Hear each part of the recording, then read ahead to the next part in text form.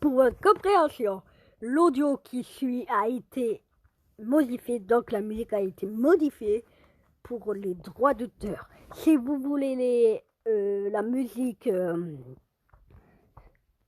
normale, c'est sur Spotify. Ici, vous n'avez que un extrait de musique, plus un peu modifié.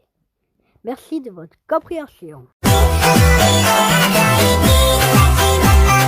Les frères Grimm, le petit chaperon rouge. Il était une fois une petite fille que tout le monde aimait bien, surtout sa grand-mère. Elle ne savait qu'entreprendre pour lui faire plaisir. Un jour, elle lui offrit un petit bonnet de velours rouge, qui lui allait si bien qu'elle ne voulut plus en porter d'autres. Du coup, on l'appela Chaperon rouge. Un jour, sa mère lui dit, « Viens voir, Chaperon rouge, voici un morceau de gâteau et une bouteille de vin. Porte-les à ta grand-mère. Elle est malade et faible, elle s'en délectera, fale vite, avant qu'il ne fasse trop chaud. Et quand tu seras en chemin, sois bien sage et ne t'écarte pas de la route. Sinon tu casserais la bouteille et ta grand-mère n'aurait plus rien.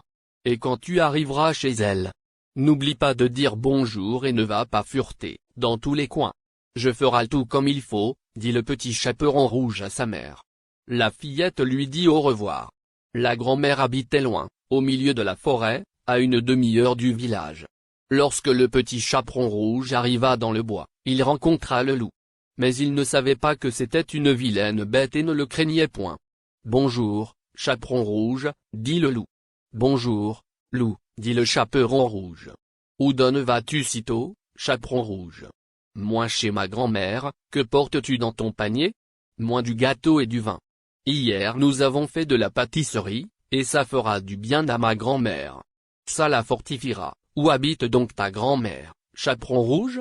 Oh, à un bon quart d'heure d'ici, dans la forêt. Sa maison se trouve sous les 3 gros chênes. En dessous, il y a une haie de noisetiers, tu sais bien ? Dit le petit chaperon rouge. Le loup se dit, voilà un mets bien jeune et bien tendre, un vrai régal. Il sera encore bien meilleur que la vieille. Il faut que je m'y prenne adroitement pour les attraper toutes les œufs. Il l'accompagna un bout de chemin et dit, chaperon rouge, vois ces belles fleurs autour de nous. Pourquoi ne les regardes-tu pas ? J'ai l'impression que tu n'écoutes même pas comme les oiseaux chantent joliment. Tu marches comme si tu allais à l'école, alors que tout est si beau, icle, dans la forêt. Le petit chaperon rouge ouvrit les yeux et lorsqu'elle vit comment les rayons du soleil dansaient de ci, de là à travers les arbres, et combien tout était plein de fleurs, elle pensa, si j'apportais à ma grand-mère un beau bouquet de fleurs, ça lui ferait bien plaisir. Il est encore si tôt que j'arriverai bien à l'heure. Elle quitta le chemin, pénétra dans le bois et cueillit des fleurs. Et chaque fois qu'elle en avait cueilli une, elle se disait, plus loin, j'en vois une plus belle, et elle y alla et s'enfonça toujours plus profondément dans la forêt. Le loup lui, courait tout droit vers la maison de la grand-mère. Il frappa à la porte. Qui est là ? Moi c'est le petit chaperon rouge qui t'apporte du gâteau et du vin. Moi tire la chevillette, dit la grand-mère. Je suis trop faible et ne peux me lever. Le loup tire la chevillette, la porte s'ouvrait sans dire un mot, il s'approche du lit de la grand-mère et l'avale. Il enfile ses habits, met sa coiffe, se couche dans son lit et tire les rideaux. Pendant ce temps, le petit chaperon rouge avale fait la chasse aux fleurs. Lorsque la fillette en eut tant qu'elle pouvait à peine les porter, elle se souvint soudain de sa grand-mère et reprit la route pour se rendre auprès d'elle. Elle fut très étonnée de voir la porte ouverte. Et lorsqu'elle entra dans la chambre, cela lui sembla si curieux qu'elle se dit, « Mon Dieu, comme je suis craintive, aujourd'hui.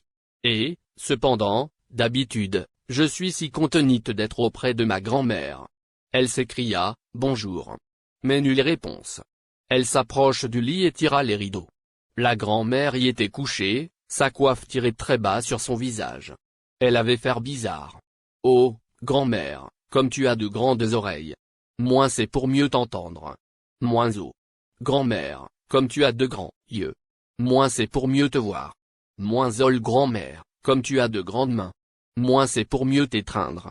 Moins mais, grand-mère, comme tu as une horrible et grande bouelle, c'est pour mieux te manger. » À peine le loup eut-il prononcé ces mots, qu'il bondit hors du lit et avala le pauvre petit chaperon rouge. Lorsque le loup eut apaisé sa faim, il se recoucha, s'endormit et commença à ronfler bruyamment. Un chasseur passait justement devant la maison.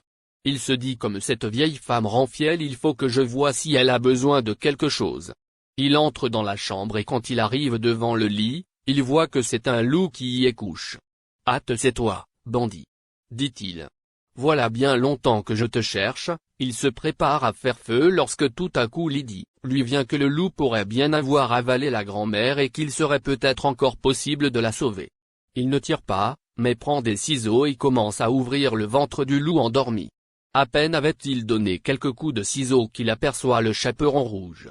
Quelques coups encore et la voilà qui sort du loup et dit « Ah ! Comme j'ai eu peur !» Comme il faisait sombre dans le ventre du loup. Et voilà que la grand-mère sort à son tour, pouvant à peine respirer. Le petit chaperon rouge se hâte de chercher de grosses pierres. Ils en remplissent le ventre du loup. Lorsque celui-ci se réveilla, il voulut s'enfuir. Mais les pierres étaient si lourdes qu'il s'écrasa par terre et mourut. Ils étaient bien contents tous les trois. Le chasseur dépouilla le loup et l'emporta. Chez lui la grand-mère mangea le gâteau et but le vin que le petit chaperon rouge avait apporté. Elle s'en trouva toute ragaillardie. Le petit chaperon rouge cependant pensait, je ne quitterai plus jamais mon chemin pour aller me promener dans la forêt, quand ma maman me l'aura interdit. On raconte encore qu'une autre fois, quand le petit chaperon rouge apportait de nouveau de la galette à sa vieille grand-mère, un autre loup essaya de la distraire et de la faire sortir du chemin. Mais elle s'en garda bien et continua à marcher tout droit. Arrivée chez sa grand-mère, elle lui raconta bien vite que le loup était venu à sa rencontre et qu'il lui avait souhaité le bonjour, mais qu'il l'avait regardé avec des yeux si méchants, si je n'avais pas été sur la grande route, il m'aurait dévoré. Elle ajouta-t-elle. Viens, lui dit sa grand-mère, nous allons fermer la porte et bien la cadenasser pour qu'il ne puisse pas entrer ici. Peu après, le loup frappait à la porte et criait « Ouvre-moi, grand-mère !» C'est moi, le petit chaperon rouge, qui apporte des gâteaux. Mais les deux gardèrent le silence et rouvrirent point la porte. Tête Grise fit alors plusieurs fois le tour de la maison, à pas feutrés, et, pour finir, il sauta sur le toit, décidé à attendre jusqu'au soir, quand le petit chaperon rouge sortirait, pour profiter de l'obscurité et l'engloutir. Mais la grand-mère se douta bien de ses intentions. Prends le seau, mon enfant, dit-elle au petit chaperon rouge, j'ai fait cuire des saucisses hier, et tu vas porter l'eau de cuisson dans la grande auge de pierre qui est devant l'entrée de la maison. Le petit chaperon rouge emporta tant et tant de seaux que, pour finir, l'auge était pleine. Alors la bonne odeur de la saucisse vint caresser les narines du loup jusque sur le toit. Il se pencha si bien entendant le coup, qu'à la fin il glissa et ne put plus se retenir. Il glissa du toit et tomba droit dans l'auge de pierre où il se noya. Allègrement, le petit chaperon rouge regagna sa maison, et personne ne lui fit le moindre mal.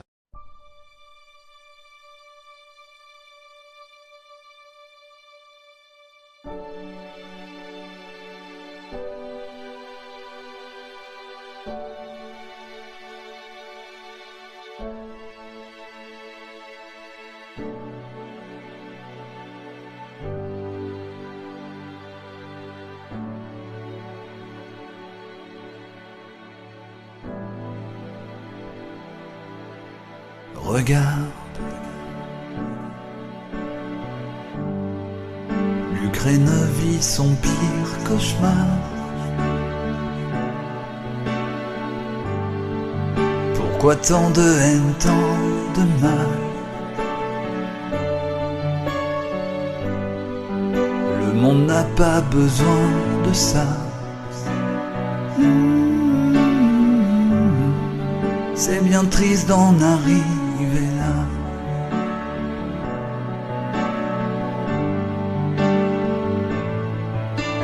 Regarde, là-bas c'est la peur et l'angoisse.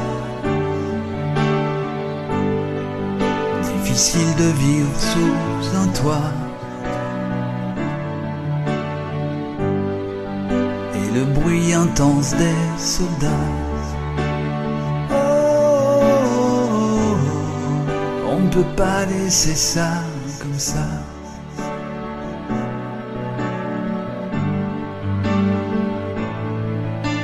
Regarde ça. Le monde monde est vraiment pas normal. Des gens avec trop de pouvoir. On devrait ne jamais voir ça. Pourquoi tant de haine, tant de mal? Oh non! Et ça, ce n'est pas normal. Oh,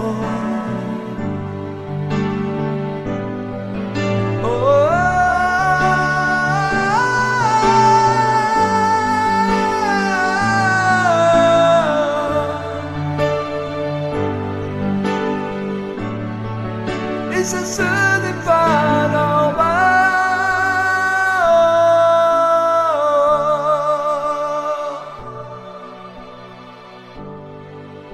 Et ça, ce n'est pas normal.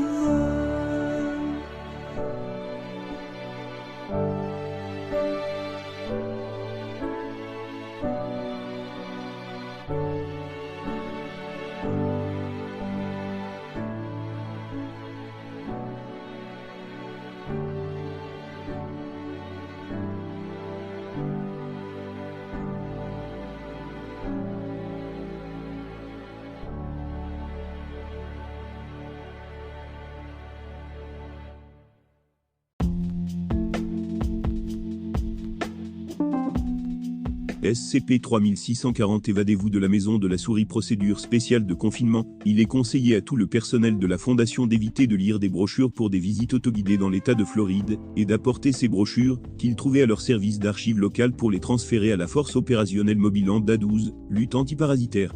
Lambda 12 a été chargé d'étudier les terrains de chasse potentiels de SCP-3640-Alpha. Ils sont autorisés à mettre fin aux instances de SCP-3640-Alpha avec une force létale. Tous les terrains de chasse connus de SCP-3640 ont vu leurs propriétés environnantes acquises par la Fondation. Ces propriétés doivent être utilisées comme mesure d'adaptation subventionnée pour le personnel de la Fondation en congé de santé mentale, qui n'a lu aucun cas de SCP-3640. Le service juridique de la Walt Disney Company est actuellement sous surveillance pour toute documentation qui pourrait indiquer une connaissance de SCP-3640-Alpha. La description des exemples de SCP-3640 sont des brochures touristiques annoncées des visites autoguidées de zones associées à des légendes urbaines, des hantises, des observations cryptides et du folklore dans l'État américain de Floride. Une personne qui a allumé une instance de SCP-3640 et visite l'emplacement de départ spécifié à l'une des heures désignées sera soumise à la prédation par une instance de SCP-3640-Alpha. Les instances de SCP-3640-Alpha sont des organismes prédateurs qui ressemblent superficiellement à des mascottes en uniformes associés à des propriétés médiatiques appartenant au conglomérat de médias de masse Walt Disney Company, tels que Mickey Mouse, Donald Duck, Minnie Mouse et Dingo.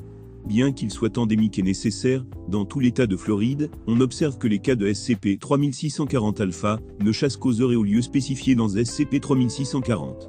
Les tests avec le personnel de classe D ont montré que les instances SCP-3640-Alpha suivent certaines règles lors de la sélection des proies.